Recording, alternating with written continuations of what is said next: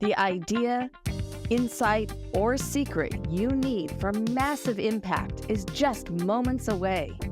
It's time to claim your career crown.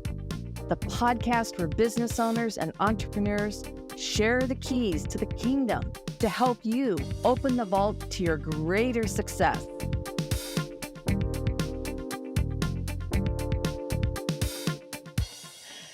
Hello, everyone, and welcome to Strategic Sales Queen's Claim Your Career Crown podcast.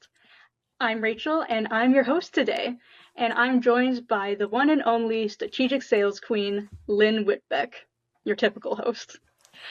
Today, we're going to be talking about why new businesses are launching and what it takes to make it. The businesses that survive and thrive are the ones that don't try to figure it out in isolation. If you get a ton of value from this episode, I would love to invite you to subscribe because it costs you nothing, and that's a great investment.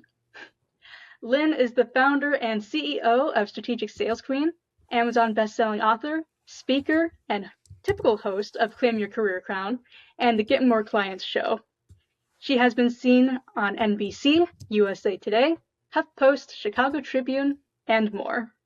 When she's not working with clients, Lynn loves visiting national parks, cooking delicious food, and playing Pokémon Go. Welcome, Lynn, to your own podcast. Well, hey, Rachel, this will be a lot of fun. We're mixing it up today, so everyone enjoy. Yeah. So to get us started, why are so many new businesses launching in 2026? Well, ironically, this is like an ideal time because, as you're ending Q2 and we're starting Q3, at least in Washington State, if you form your business in July, you pay half your first licensing fee because you get a discount for the second half of the year. And we're seeing this huge wave of entrepreneurship. And in January alone, there are over 500,000 new businesses those applications that we saw on a national level. And that was up from 36%.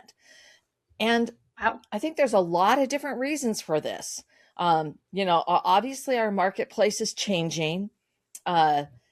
People have a vision for what they want their life to be like or what they want that work-life balance to be like. They could have been displaced from their current role.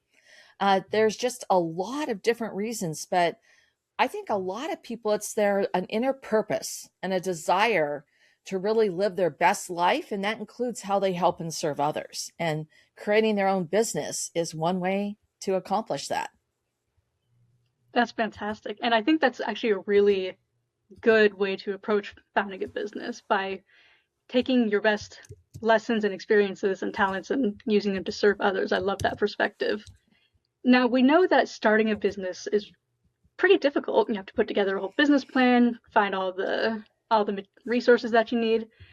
But why is staying in business the real challenge?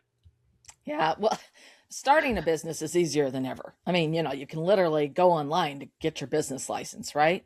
And get that started. You can purchase your URL, all those things.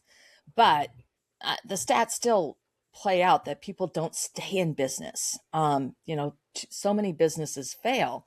And it's not that their ideas, it's not that they don't have a really great idea, but there's an element of sustainability. And I really think that to build a successful business requires a completely different skill set than you learned in corporate America or in the small business or the mid-sized business that you are working for. I know that was true for myself. I always say that I'm the poster child of taking the long road around to travel a short distance. And one of the first things that I really think you have to do is to really identify your ideal client and what their thinking process is. Because it's great to create a product or a service, but are people going to buy it? Are they going to want to engage? And even if it's this really cool thing, if you aren't speaking your ideal client's love language, then you're going to really have a challenge. So doing that market research to begin your business and to understand the perspective of your ideal client and your prospects is absolutely critical. And then mapping out a plan for how you're going to implement your business and engage people, because obviously sales is number one. You got to have a sales plan. You've got to get money coming in the door to sustain your business. And that's one of the biggest things that I see in what happens is that people they haven't built a sales plan. They haven't done the work to acquire their ideal clients. They're focusing on other things, building a market, their marketing and getting on all the socials and building their website.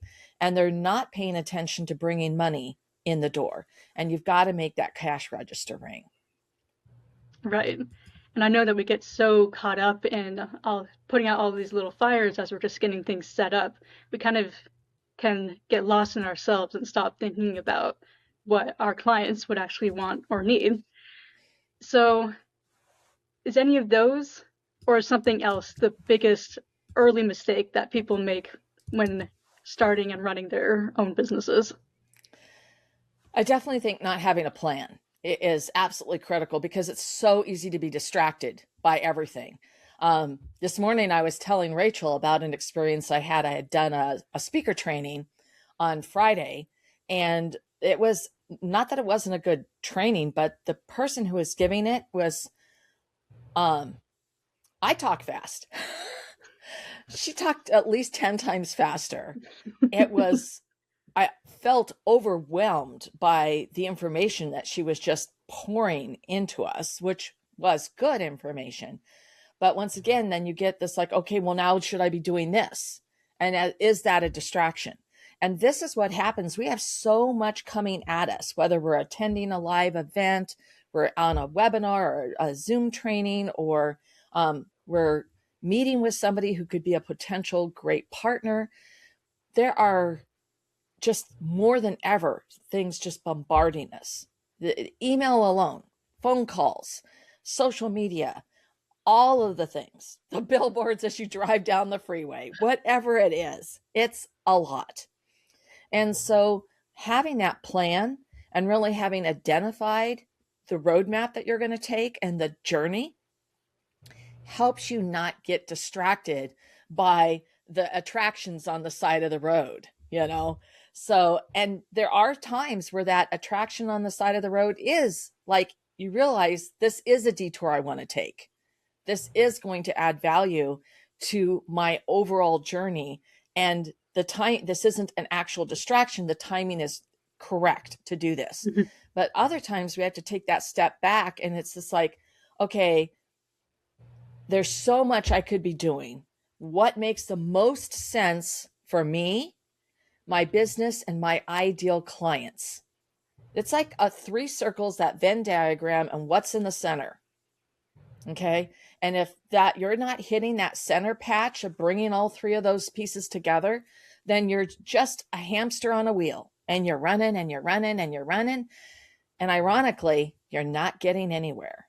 So that's one of the most important reasons as why staying in business, and the biggest mistake that people make, in my opinion, is just not having a plan, figuring that out, and then making sure that plan is aligned with their ideal clients. Right. It's so easy to get distracted by the next shiny thing because everyone has brilliant ideas for you to get what you want. But it is so important to have that really solid, well thought out plan and then sticking to it, but being open to refining it as you go. So when we're talking about making sure that you get your plan right and getting your sales plan right, is there a shift that business owners can make that would change their entire perspective and help them out on this? Yeah. So here at Strategic Sales Queen, we've developed a very unique product called Voice of the Client. And this is something that you can do on your own. You can also do it with help, with a guide at your side. But here's the thing. If you are not aligned with your ideal client thinking and you're not seeing things from their perspective, This is throughout your sales process. Your marketing's going to fall flat, your sales are going to fall flat, and you are going to struggle. And you're never going to figure out a sustainable, repeatable, and scalable sales plan and business growth plan. So the voice of your client is absolutely tapping into their perspective. And I'm going to go ahead and give you the formula.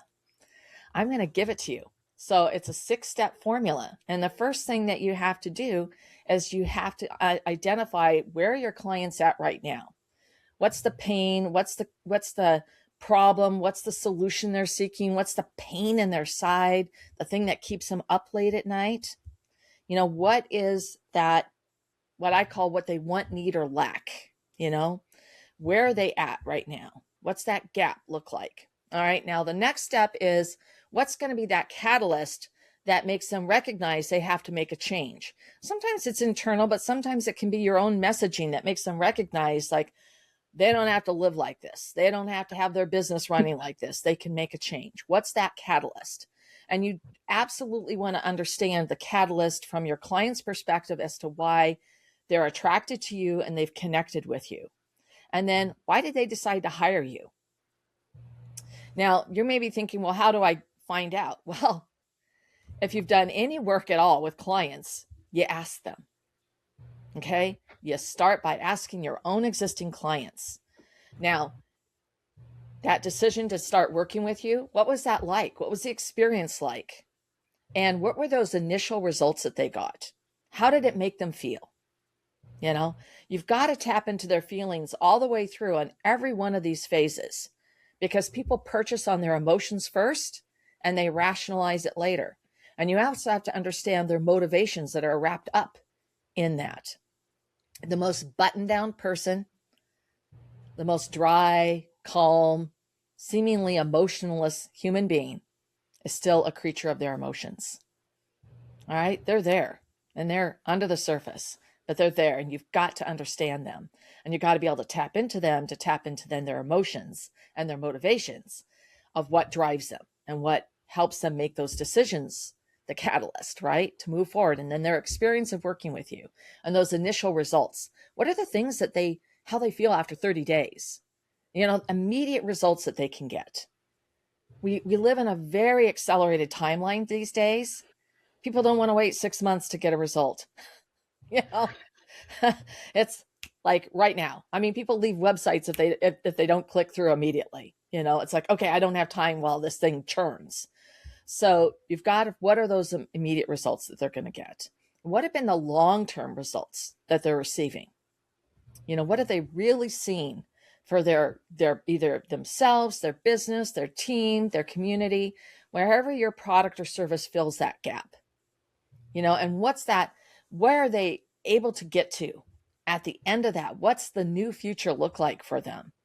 And understanding this arc is absolutely critical to being able to communicate in the voice of your client and to really tap into all of what they're feeling and their thoughts so that you can attract them quicker, right? You can write the right messaging, create the right content, the right lead magnets to attract them. And you can assess what you already have. You already have a lot of assets, blog posts, white papers, webinars that you're doing. Are they speaking that ideal client love language? How do you need to refine them so that you are doing that? And that's absolutely the most important thing. And that's the shift that you need to make, because at the end of the day, I don't know if you've ever noticed this, but you don't make the decision. It's your prospect who decides to buy from you, to engage with you, to hire you. So you need to think like your ideal client, because those are the types of people you want to attract, not your worst clients. Don't interview them. You will attract your best clients. And that's another thing I really want to, this is like a mic drop moment. You cannot be afraid to repel people. Okay. If people don't want to have a consistent, repeatable, scalable process, don't even bother looking at any of our content. Okay. Because if you just want to keep chasing stuff and you want to find the magic unicorn that's out there prancing and dancing, I'm not your girl. Yeah, it's that simple. We're not the company that you should be following. If you want that, then I'm not afraid to repel people, because I'm not looking for the dancing unicorn. I'm looking for people who are willing to do the work in a consistent manner so that they can actually get that scalable business, so they can start attracting people, making it easier than ever, and so that they can actually help and serve more people and deliver on their promise, so that they can just really knock it out of the park. So that is the key shift that you have to perform so that your business can thrive and survive in this market that we're in. Right. And we know that real fast talkers, because I'm going to repel you, but that might work really well for somebody else. Going back to that webinar, as someone who works on those voice of the client products that we provide, I always really love finding the language that people use when describing what they valued most about working with someone. Supportive, confrontational, fight for you, feeling held and comfortable. Amazing what you'll find there, and all the differences. And sometimes you're surprised. So looking at the voice of the client, you say, is an important shift. So what holds people back from making that shift? Why isn't everyone doing this? Well, a lot of people will create like an ideal client persona, and they'll use some kind of tool. They'll even just talk to ChatGPT, but they actually haven't done their homework to be talking to people who've worked with them in the past and to actually be pulling in their language. And so people miss this step because they think, oh, well, I already know what my product or service does. But you're projecting why somebody really wants to work with you or why they're going to hire you. And you're absolutely right. That voice of the client can be truly surprising. And when we did it for ourselves, after all these years, hadn't done it for us, it was the most surprising thing that I saw was that people felt that they had a safe space to work with me and tell me anything. And they felt that they were going to be, and they were respected, right? And that they had that element of compassion and dignity in working with me. And I just naturally do that, but that's actually a selling feature. Yeah. And that's a piece of your language that we don't pick up on. We have our own blind spots or blind side, right? And so you don't want to be like Joe and get tackled from the blind side and break your leg and ruin your career, right? So that's the whole thing, is that you've got to really tap into that experience and the emotions and motivations and the language that your ideal clients use in talking about you. And I really think that it's something that's so basic that it's sort of like our 1, 2, 3s. You just sort of forget, oh, I have to do this, but you have to do this step. It's the most important step. And then making sure that you apply that into every aspect of what you're doing. And I see this all the time when we're working with our clients. They come and they've put together a new marketing strategy. I had one recently. It was like this 14-step thing, 14 different, and it was like, you have not applied your voice of the client work to this. And when we did that, we realized, okay, there's a few that are true valuable lead magnets, but you're burying the headline grabber in the bottom of the copy, and you're not speaking to your ideal client to attract them and to get them to engage. Some of these things don't even work to be lead magnets. And some of the items would be great for longer form, like blog content or white papers or other types of secondary content that you use in other forms of outreach and follow-up. Mm-hmm. So when you haven't applied that, then all of a sudden you're going to start spinning your wheels and creating all this stuff. That's not going to, it's like, trying to hit a barn door. Well, it's not that hard, but is it effective? So you want to get back to always looking at, does this align with the voice of my client? And over time, your business evolves and changes. You've got to make sure that you're keeping in touch and keeping on track with your voice of your client, because it will evolve and change as well. And so That's one of the things that we'll have our clients will hire us back to do their voice of their client again, because it's been 4 years or 5 years. And it's like, yeah, a whole bunch has changed now. And what you're doing and the work that you've been doing with your clients has evolved and changed. And we've got to recapture that magic so that we can apply it in everything that you're doing. Perfect. Thank you for all of that.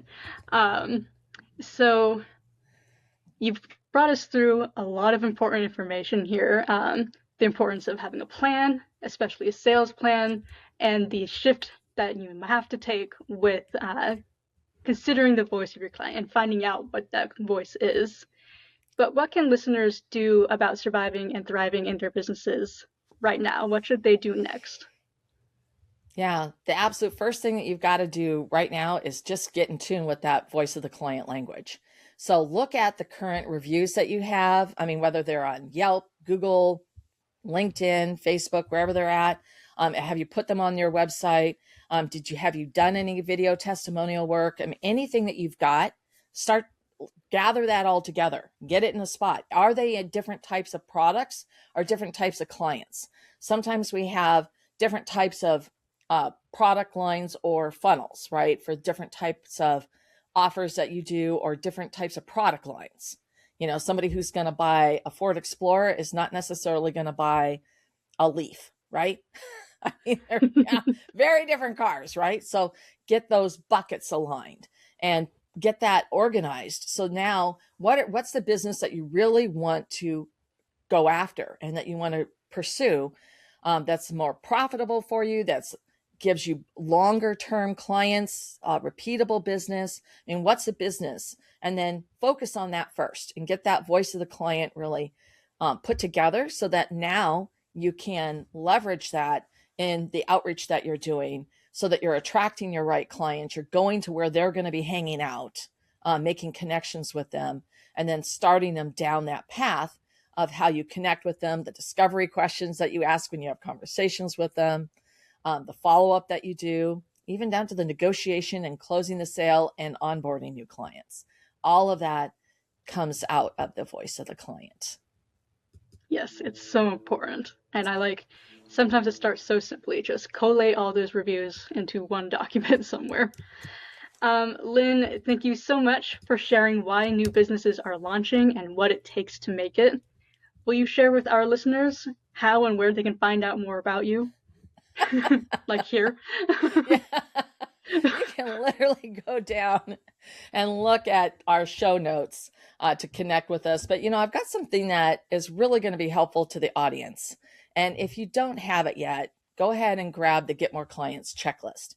So this is a really quick opportunity for you to look at your sales and what are you doing really well? Where do you have gaps, maybe really big chasms, and what you can refine. And it's going to give you some quick tips and a quick win so that you can adjust some of your sales activities right away in about 15 minutes so that you can close more sales and get more clients. And you can get that. We've dropped the link into the live stream chat, and the link will be in all of the podcasts post-production. But it's the Get More Clients checklist at strategicsalesqueen.com/checklist. Perfect and easy to remember.